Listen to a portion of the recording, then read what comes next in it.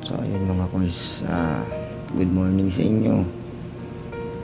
Update lang ako kung bakit hindi ako masyadong nakakapag-upload ng video dahil nga sa dahilanan na ang aking ina ay pumanaw noong November 7 at ngayon ay nakaburol pa rin siya. Time check tayo. Alas 4:14 na ng madaling araw.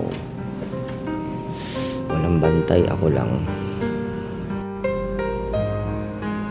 Ayan mga koys, walang tao, ako lang.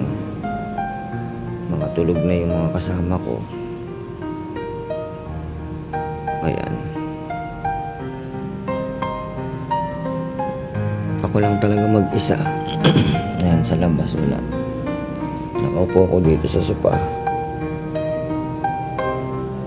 Ayan.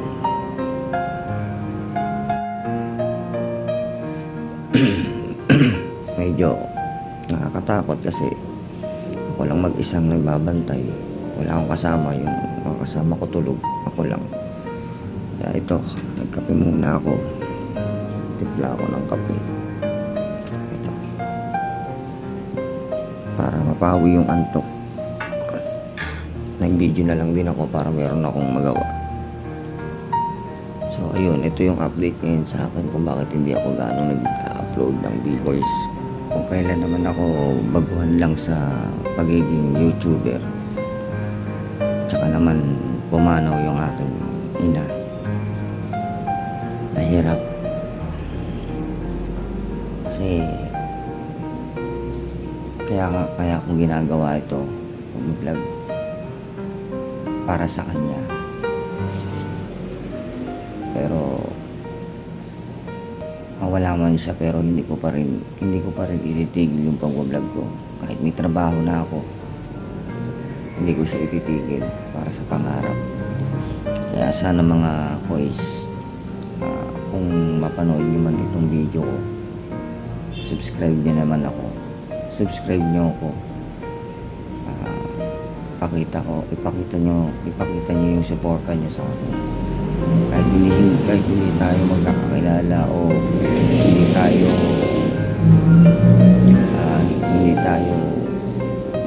bago pa lang ako, kahit baguhan pa lang ako, ipakita niyo na meron kayong suporta sa mga bagong YouTuber katulad ko. So ayun lang mga boys, yung sasabihin ko. Sobrang hirap lang kasi siguro tsaka na lang kapag natapos tong problema namin dito sa aking ina na namayapa. So yun lang mga boys, yun lang masasabi ko sa ngayon.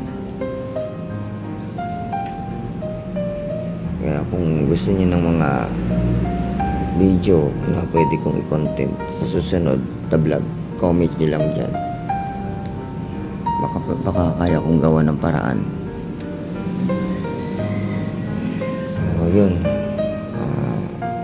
kita-kits tayo sa susunod kong video. Salamat.